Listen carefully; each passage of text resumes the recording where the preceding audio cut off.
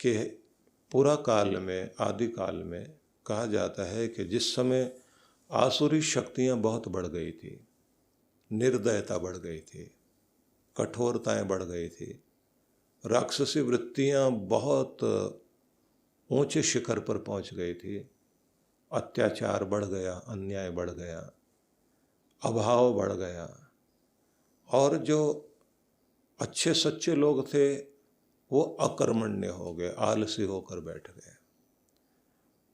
ताकत जिनके पास थी वो संगठित नहीं रहे, क्योंकि दुनिया में जब पाप बढ़ता है और दुख बढ़ते हैं तो उस समय अच्छे लोग जिन्हें इकट्ठा होना चाहिए वो नहीं इकट्ठे हो पाते, लेकिन बुरे लोग बहुत जल्दी इकट्ठे हो जाते हैं।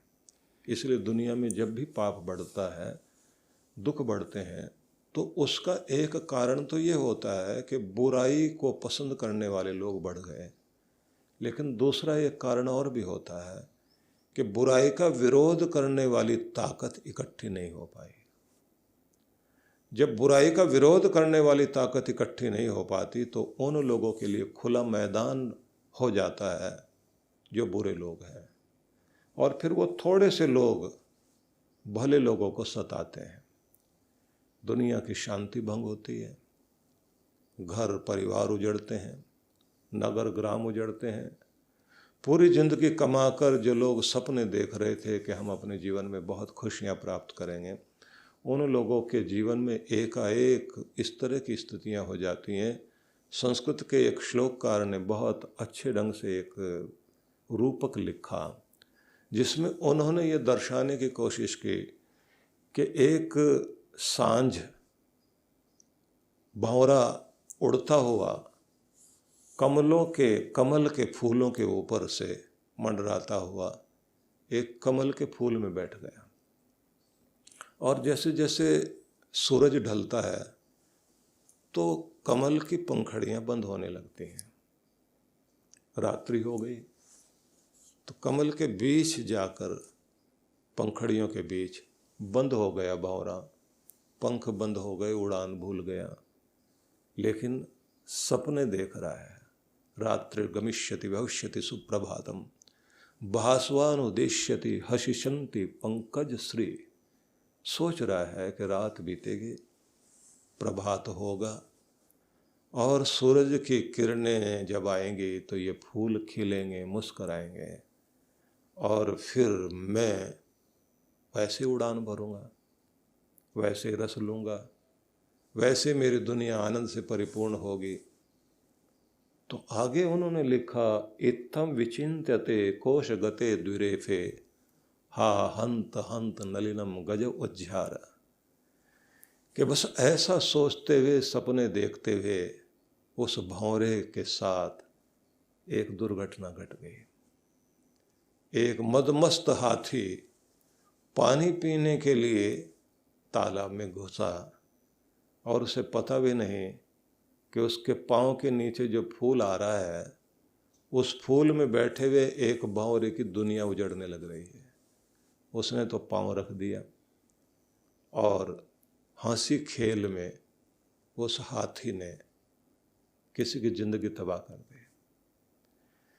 कहते हैं कि काल भयंकर रूप लेकर इसी तरह आता है, और न जाने कब कौन सी घटना घट जाए, और देखते देखते एक आबाद दुनिया बर्बाद हो जाए।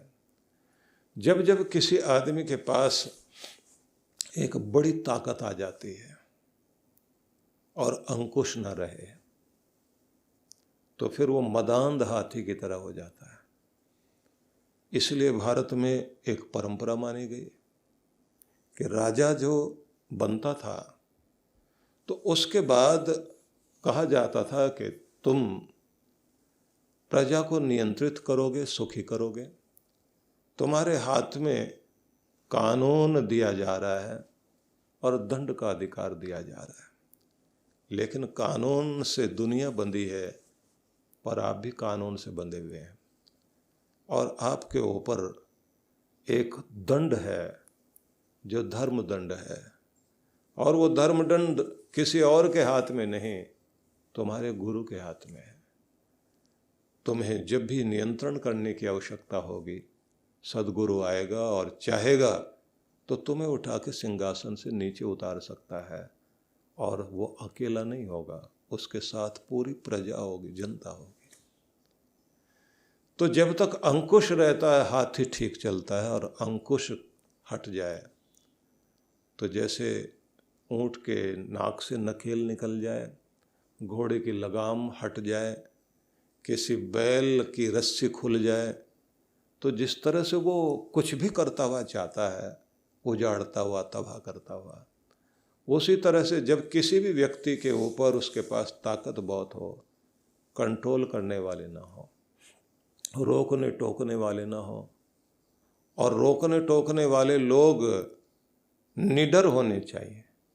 अगर वो भी मूड देखकर बात करें, वो भी ये देखें माँ बाप भी नियंत्रण करते हैं, अगर वो भी ये सोचते हैं बुरा मान जाएगा।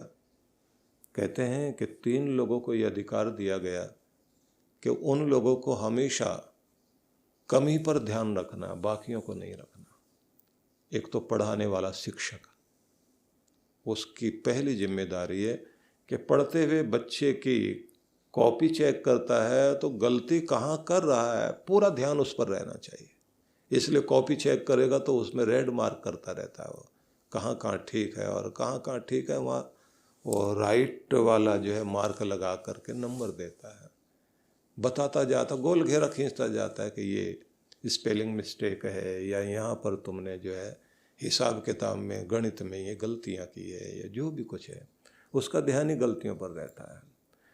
इसी तरह से कहते हैं कि वैद्य, चिकित्सक, डॉक्टर, उसका भी ध्यान पूरा पूरा इस बात पर रहना चाहिए कि गलती कहाँ कर रहा है ये आदमी। कन्फ्यूशियस कहते थे चाइना में कि किसी डॉक्टर को इस बात के पैसे मत दो कि उसने किसी को ठीक कर दिया, बल्कि इसके तो पैसे काटो।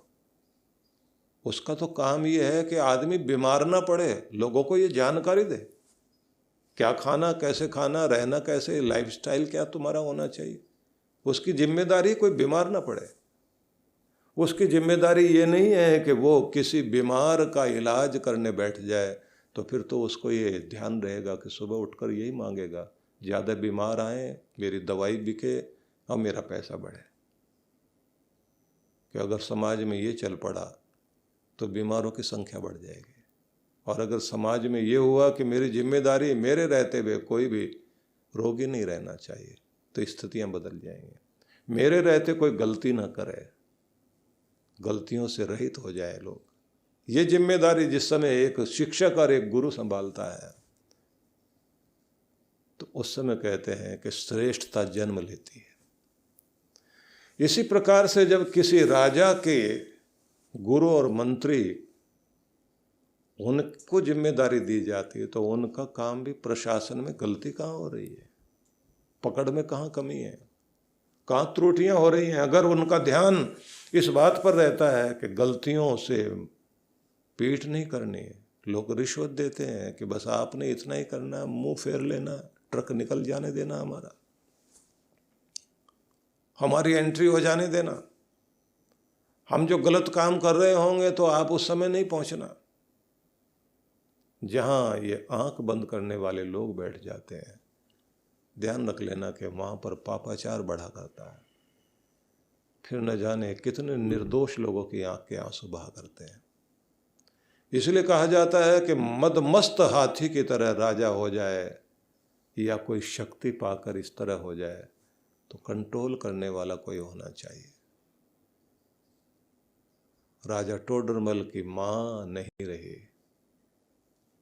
वो व्यक्ति था कि जो बादशाहों के साथ रहने वाला व्यक्ति था, राजा था, लेकिन उसने समझौता किया हुआ था बादशाह के साथ। पर एक बड़ा गुण था उस व्यक्ति में, माँ को मानता था। माँ को मानता था तो शिव जी का भी उपासक था, और जो काशी विश्वनाथ का मंदिर ध्वस्त हुआ था तो एक समय बनवाने में उसने भी एक बार अपना योगदान दिया था। जब उसकी माँ नहीं रही तो रोया, बहुत रोया। तो सबने समझाया कि माँ 90 साल से ऊपर की थी, अब इससे ज्यादा अगर रुकती दुनिया में तो उसका शरीर खराब हो चुका था, तो जाना ही था। रोना ठीक नहीं है। मां चली गई तो क्या, सब तो है। तो उसने कहा सब हैं पर जयकार बोलने वाले हैं, रोकने टोकने वाला चला गया। ममता देने वाली मां चली गई और मुझे टोडू कहकर बुलाने वाली आवाज चली गई। वो आदर देकर नहीं बोलती थी। सारी दुनिया मेरे नाम के आगे महाराजा धीराज फलाना फलाना लगा करके बोलते हैं। वो कोई राजा वाजा नहीं बोलती थी, पूरा नाम भी नहीं बोलती थी, टोडरमल भी नहीं बोलती थी, टोडू बोलती थी। लेकिन उसमें सारी दुनिया का प्यार था। वो आवाज खो गई।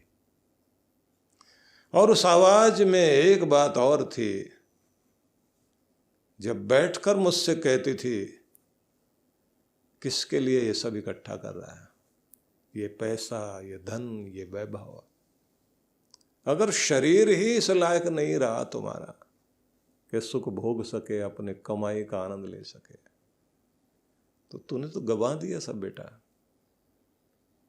तो जितनी मेहनत राज्य को संचालन करने में, धन इकट्ठा करने में करता है, उसमें से थोड़ा सा समय निकाल कर अपनी सेहत के लिए खाना ठीक कर, अपनी व्यायाम प्राणायाम आदि जो एक्सरसाइज वगैरह है उनको ठीक कर, और सबसे ज़्यादा तो बेटा अपनी नींद ठीक कर।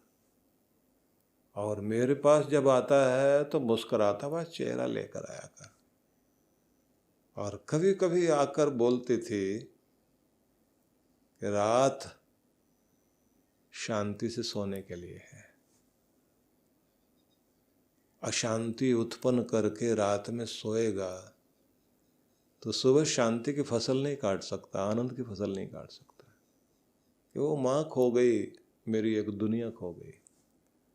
होगी मेरे पास बहुत तरह की दुनिया जय जयकार करने वालों की, लेकिन उसका मुकाबला नहीं।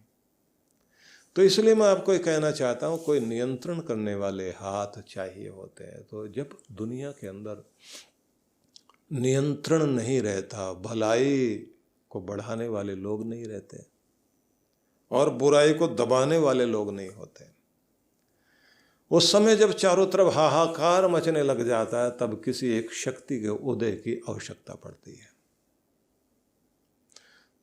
तो देवी भागवत महापुराण को जब हम लोग पढ़ते हैं तो उसमें बहुत तरह से शक्ति के उदय की बात कही गई है, और शक्ति के 3 रूपों की भी चर्चा की गई है, जिसमें यह बताया गया है कि एक शक्ति क्रिया शक्ति है, दूसरी शक्ति जो है इच्छा शक्ति है, और एक शक्ति ज्ञान शक्ति है, ज्ञान, क्रिया और इच्छा। इन तीनों के ही रूप इस संसार में देखने को मिलते हैं। आपके पास जानकारी भी होनी चाहिए, फिर काम करने की इच्छा शक्ति भी होनी चाहिए, और फिर जो है एक्शन लेने के लिए आप पावरफुल भी हो, तभी तो आप कुछ करेंगे।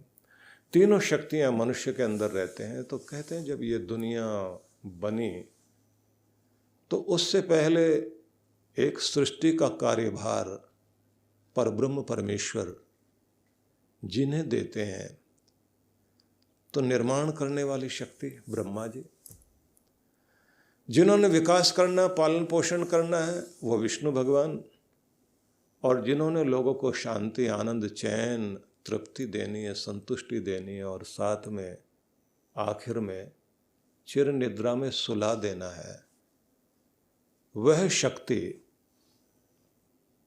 जिसे हम शिव कहते हैं, महेश्वर कहते हैं। तो ये तीनों एक स्थान पर बैठे हुए थे, एक स्थान पर विराजमान थे, और उसी समय में आकाश से, ब्रह्मांड से होता हुआ एक तेज पुंज, एक प्रकाश, एक लाइट धरती पर आई, और वो फिर एक स्त्री आकार में सामने खड़ी हो गई। देखा, कोमलता थी, सौंदर्य था, करुणा थी, वात्सल्य, ममता, प्रसन्नता, मुदिता, आनंद का पूरा रूप, प्रखर, इन सारे स्वरूपों में वो सामने उनके शरीर के अंदर से रश्मियां प्रकट हो रही थी। उनको सामने देखते ही सभी लोग, मतलब ब्रह्मा विष्णु महेश, तीनों ध्यान से देखने लगे कि ये शक्ति क्या है, कौन है। और उसके बाद सबने पूछा नहीं, लेकिन ध्यान से देखा और फिर आवाज आई कि मैं चाहती हूँ कोई मेरा वर्ण करे, मेरे योग्य कोई बने, जिससे मैं अपने समस्त ऐश्वर्य और विभूतियों के साथ उनकी शक्ति बन जाऊं। ब्रह्मा और विष्णु शांत बैठे रहे, लेकिन शिव ने उस स्वरूप को देखते ही कहा, मैं वर्ण कर सकता हूं, लेकिन लाभ क्या होगा? हम अपने आप में पूर्ण हैं। शक्ति ने कहा कि आपकी विभूतियां, आपका ऐश्वर्य आपके साथ जुड़ जाएगा और सभी इसी रूप में पूर्ण होते हैं।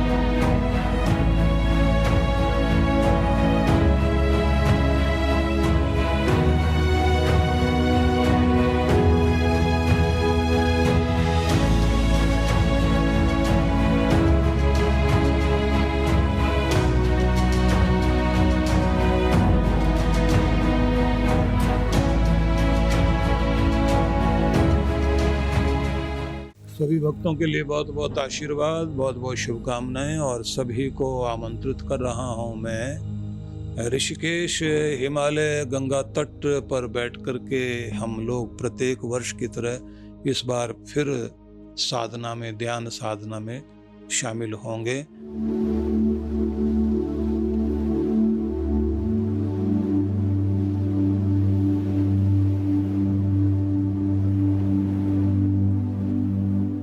यह कार्यक्रम रहेगा 17 नवंबर से 20 नवंबर 2022।